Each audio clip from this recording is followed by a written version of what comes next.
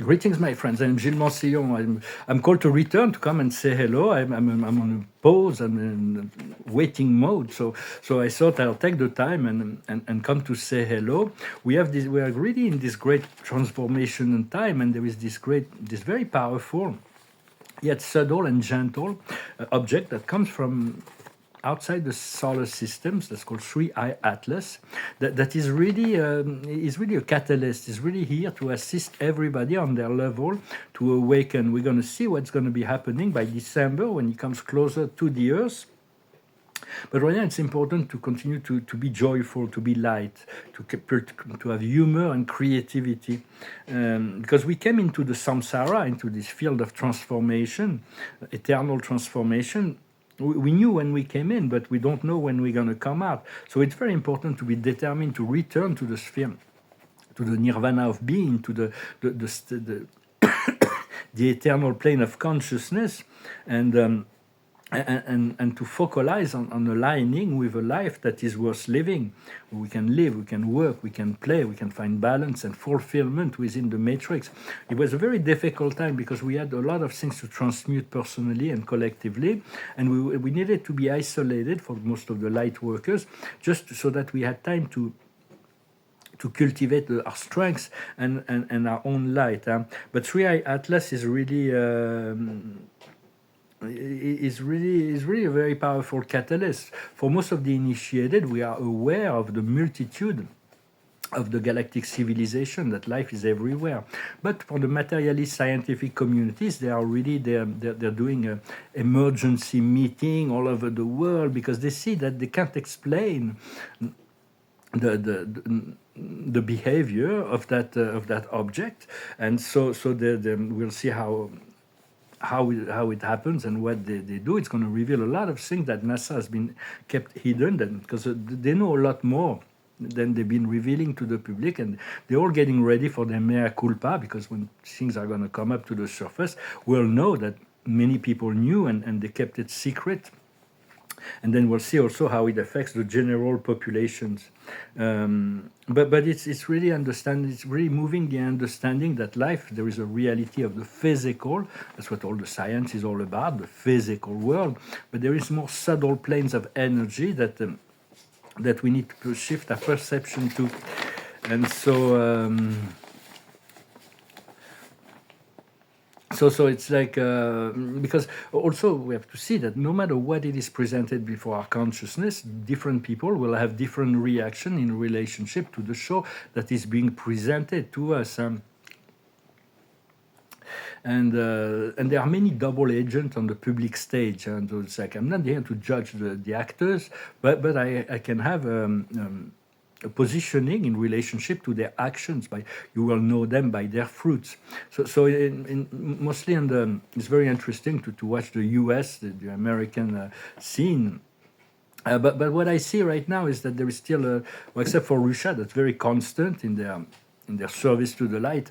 And I'm not criticizing, because I know that there is a higher plan, and there are some people like Donald Trump that wants to be serving the light. Yet is whatever he says, he's going to say the opposite the next day. And so there's a lot of double agents, and I see Musk also that spends billions of dollars in PR, and he offers recently $500 million to the Rolling Stone to use their music, and Mick Jagger told him rock and roll is not for sale. He said no, thank you, and then he just offered $500 million to Johnny Depp to say, well, I want to use you for the face of Tesla, and Johnny Depp said no, art is not for sale. But art is for sale, but he wasn't ready to compromise in this program for that person. I think he's really well connected with all the Draco reptilian collective, let's say.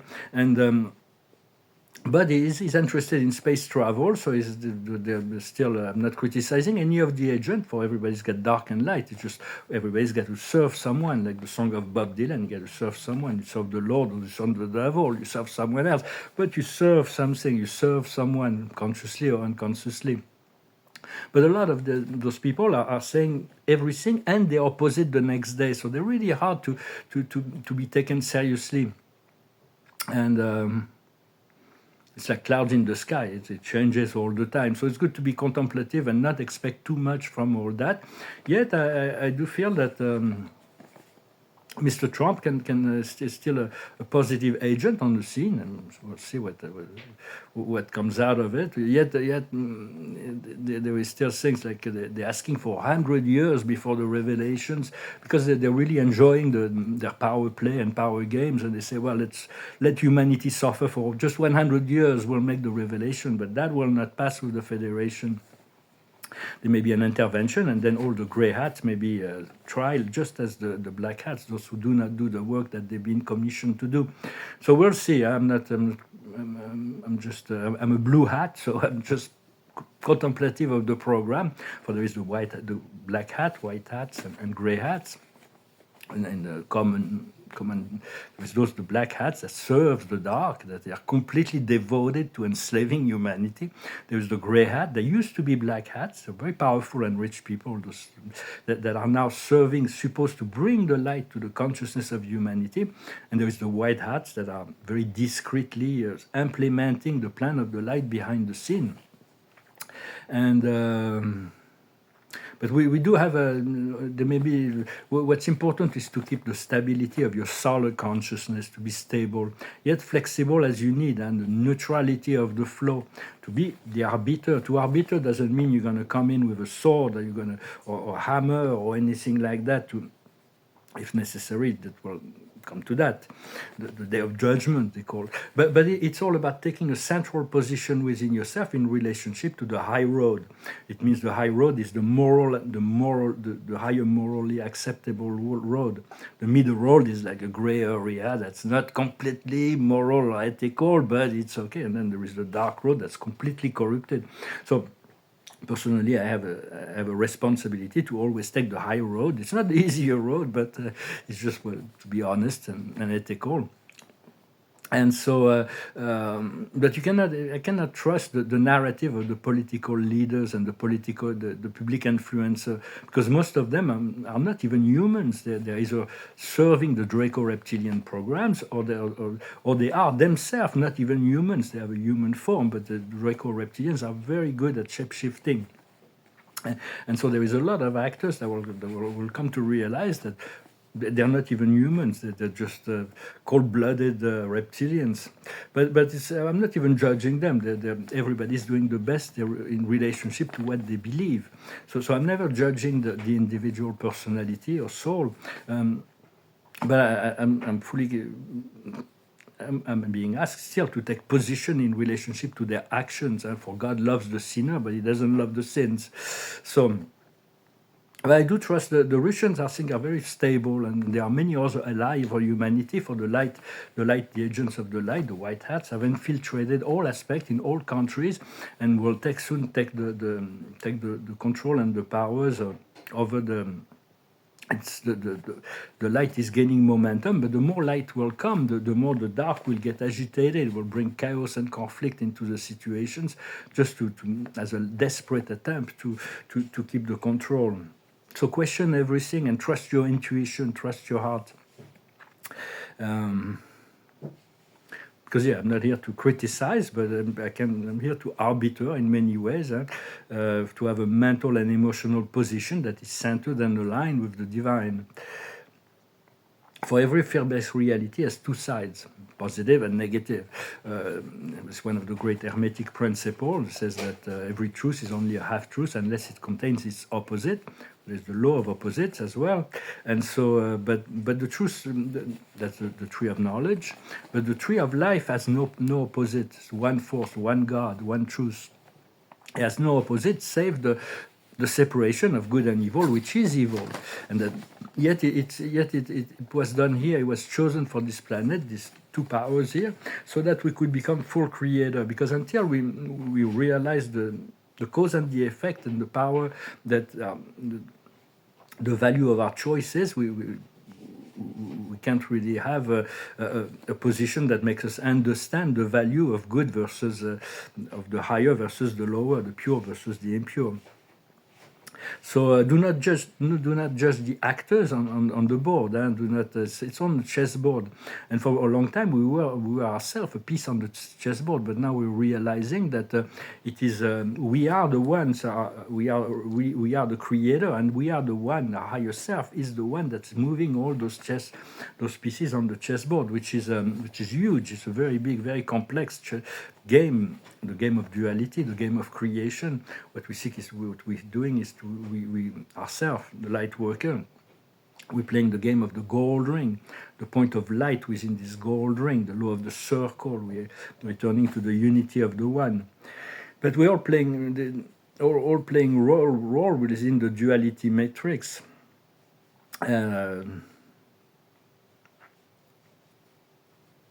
And so it's important to send light to the whole situation rather than taking side, because that's really what's the most efficient, and to send light without having to take side. Of course, we side for the light, we side for the truth, we side for the balance, we side for the fairness. We do, every time I'm confronted to see all the misery, the poverty, the suffering, the brutality that is going on the earth, and I'm confronted, my consciousness is confronted to that, I turn to God and I thank Him for freeing this planet. And Spirit thank me for this kind of lucid thoughts, because I know I don't have the power to do that myself, but I know that our Creator is able to do that, can do that, and by having the gratitude for, like it was already done, is already in a step in the right direction. So it's very important to continue to keep very positive thoughts and to pray to turn to our Creator for what we need. And for when energy comes from the source, true energy come only from the source, from the unity of love. And for one source that is positive, sorts of love, unity, and lucidity, is more powerful than 1,000 sorts of the black magician.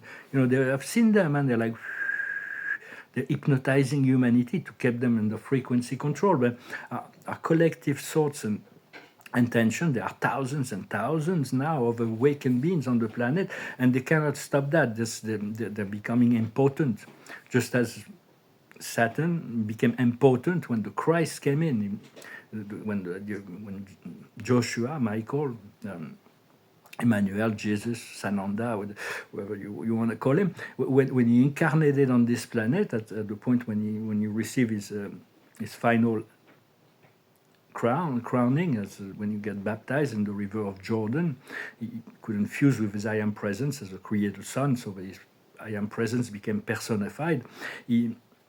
It was a final removal of the power of all the dark rebellious forces. Now they just have the power of seduction because of free will. But they used to have a lot more power before. So we thank him for coming here. He's never left in reality. So you can always turn to him. He's a good friend and a good, wonderful guide and brother. So it's like because we've been incarnating over and over and over again on this planet.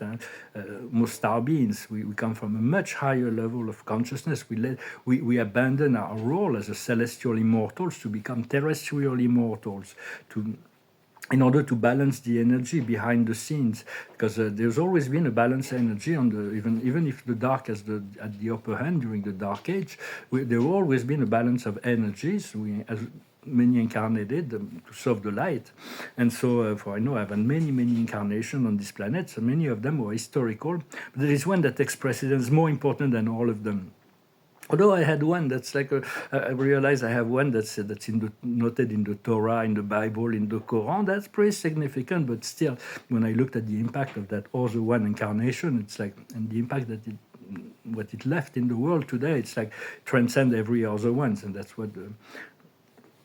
During my first conference with my guides, it's the first thing they told me. It reminded me of that incarnation that was so important. Now I'm just trying to return to that consciousness, but it's that ascended consciousness. So we come and incarnate over and over and over again, to have a field of experience. Both in the dark and the light, we had to explore everything. So do not judge. There's all actors in the stage of life, and we've all had to explore the darkness.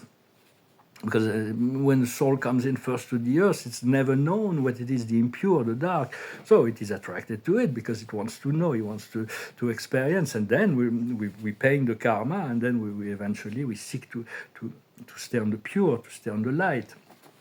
And when somebody is doing some very dark things, it's like we don't want to get involved, and we don't want to.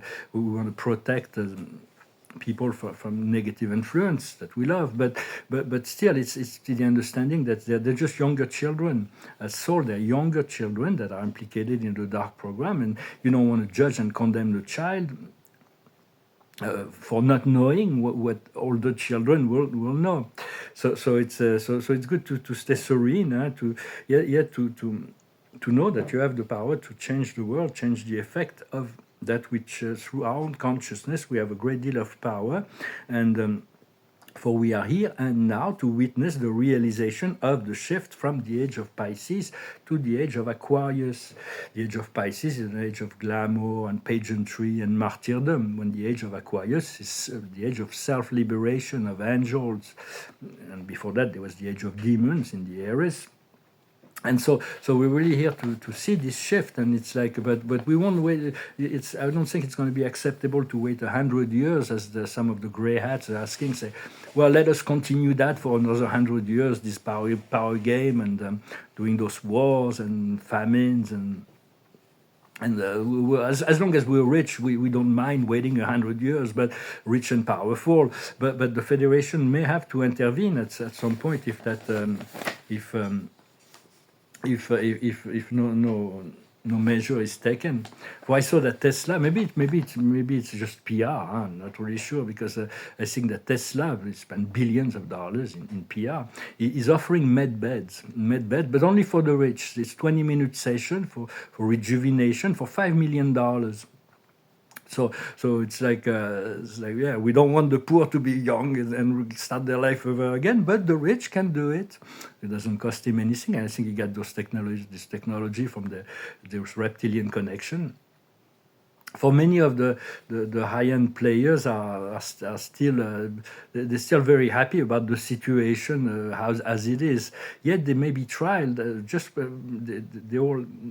maybe have to face the responsibility if there is a judgment that will be called by the universal censors, that if they haven't fulfilled their role to bring about the revelation, they will end up in cosmic, both earth terrestrials and celestial tribunals.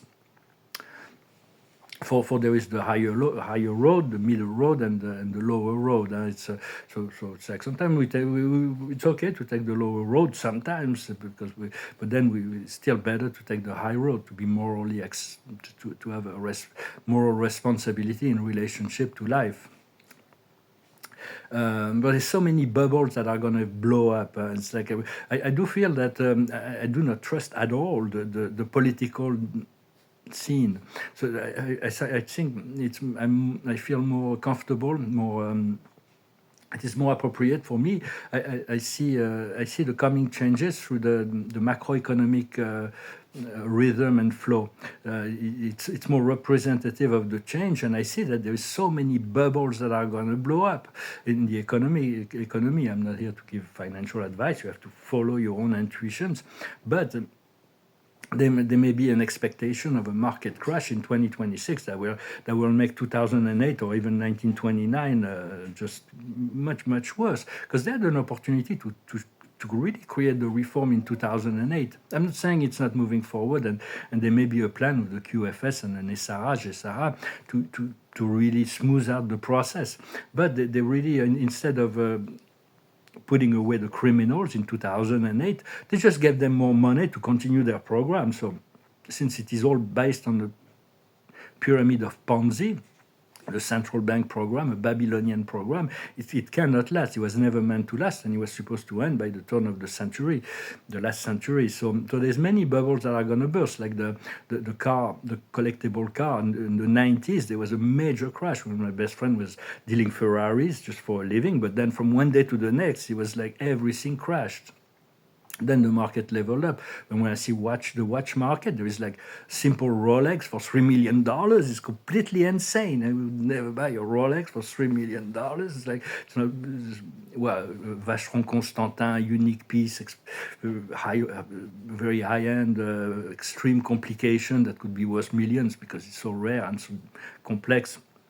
It was that, but it's like most of the luxury brands are actually it costs them about $1. Whatever they're going to sell, $20, it costs them $1 to make. So it's like it's a lot of hypes, and so there is a lot of bubbles. Even in the painting market, it's like, of course, a Rembrandt could be worth $50 million, but a Jeff Koons, I have nothing against this person, but it's like $100 million for a Jeff Koons. It's like, did I lose my head? No, I didn't lose my head. It's completely insane. And the real estate market is the same thing. There was a lot of bubbles in the U.S. markets that might burst, and like the Bitcoin just dropped 20% in a few days.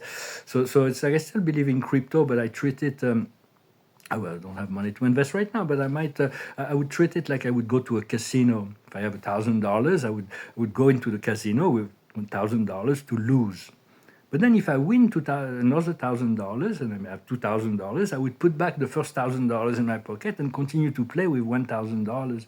So that's a bit, I would treat the crypto market like I would treat, like I would go into a casino.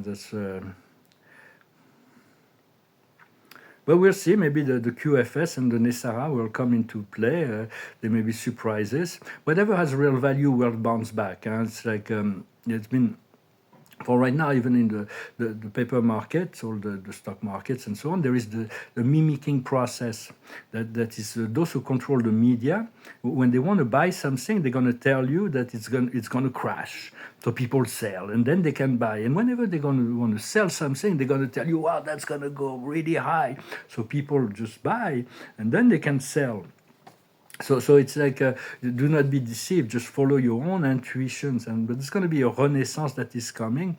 That is also inevitable, and it's going to be it's already been done by the Federation, but there is an audit that's been done on the planet Earth that whatever has value for the future will be kept, and an adjustment of what real value, and it's going to be a leveling of the playing ground, but there are many ways in the paper market, the banking and all that, the stock markets and so on. It might get worse before it gets better. So I'm not saying maybe follow your intuition. Some things may still hold values. Yet a lot of things are being hyped up. For there is something that all the derivative, the financial derivative, and the speculation on the future. Those are cosmically no in terms of cosmic economy. Because there is no goods, there is no service exchange, just creating inflation, and although people are making huge fortunes on absolutely nothing, just because of beliefs, making people believe that something has value. But it's like. So we'll see what happens. It's like we want to return to a balanced and fair economy where there is for some people made colossal fortune from nothing, but there's going to be a leveling of the playing field, because we do want to eliminate poverty from the planet, which is not in the interest of the most of the financial actor, but there is true assets and there is virtual assets. And so it's personally, Spirit is making announced to me that it's been making announced for a very long time, very positive things. And so I used to say, well, it's like, yeah, we're just saying that, but it's not happening. But now I just, one day, 1 week, 1 month, 1 year. It's like, when is that coming? So we do need to be ready for the change.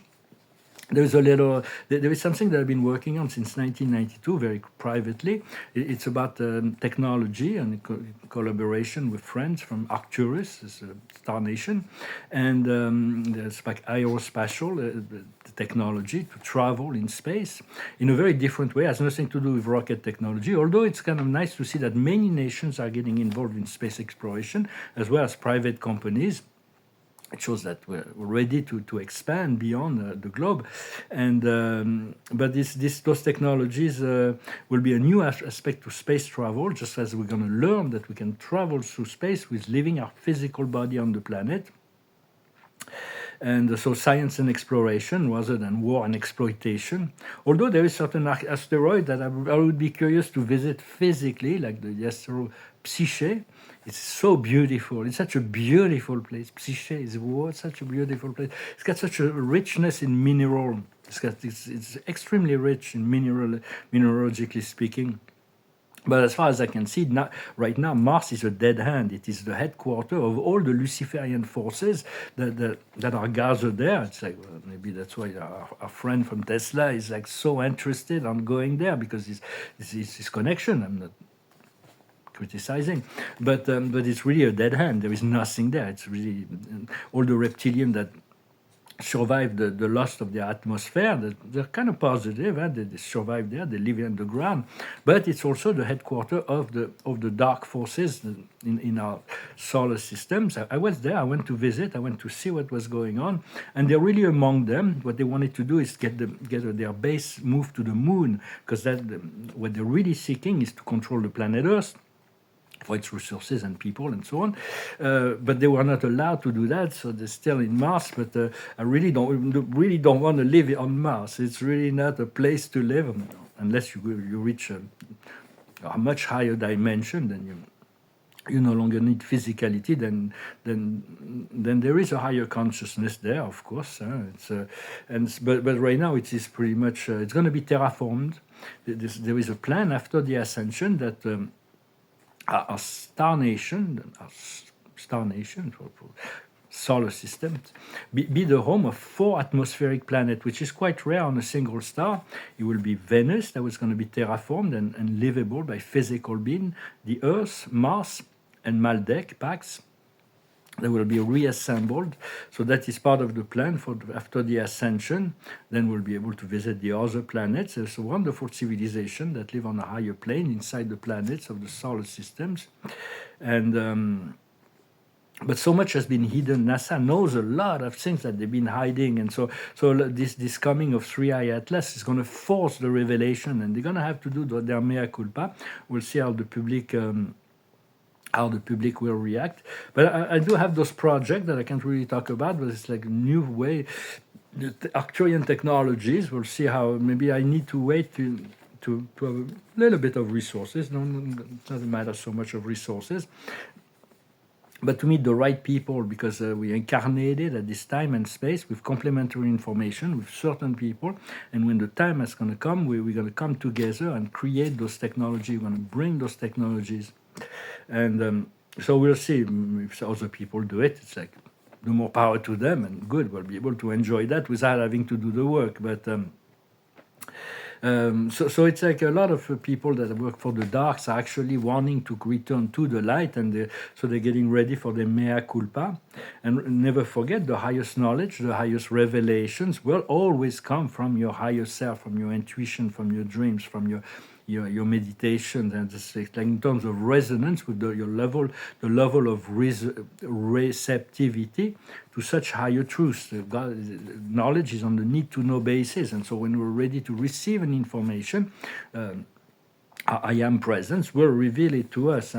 Just always turn first to your creator, to your source, to the one, and always don't forget this is. This creator, this source, this prime creator, is the reason why everything is what it is. It's like is the all-powerful. Yes, as an eternal being, he will allow everybody to learn through their own choices and process. Well, my friends, I hope this message was interesting. I've talked about a lot of different things here, but I feel I have a great deal of change that's coming into my life, and so I need to get ready and adapting for those new responsibilities that will be coming. That's really enjoyable. I'm sure everything will flow into place, and it's flowing into place. It's happening now. And so I thank you for liking, sharing, commenting, subscribing. I thank you for your donations. And if you want a private consultation, you can send me an email. I'm going to finish. What's this song? Usually I sing this song that went through my mind, but he has to sing in duo. It's a song of Stevie Nicks. It's called Leather and Lace. Beautiful song. It comes through my mind, but it would be nicer to sing it as in a duo. So we'll see if we can meet. So to sing in the future, and so the higher wisdom is just the card of the day is just breathing, simple breathing, returning to the breath. Breathing in, breathing out. That's all. That's all life is about here on this physical plane. Most of it, everything happened within an inspiration or an expiration. The higher wisdom is reparation. We need to bring back this world into the alignment with the cosmic higher alignment of the cosmos, just as we need to repair all those things that may be still unbalanced within our life. But it's part of the plan. It's already part of the timing. Everything is meant to come back into alignment. Yet what we need to understand is the yin, to allow that to happen in a way that is graceful, that is gentle, without having to force anything. It's about being receptive. What we need to do is to work with the higher power, to work with our higher self, to work with the celestial realm, to know that you have a team of beings that are full of love, light, and wisdom, who will always respect your choice and will never impose, but they're always there and they're always having your back, so to speak. Consciously or unconsciously, they're there. And so call on your guides, call on the angels, call on the archangels, call on the ascended masters. And this is the outcome, is our tribe.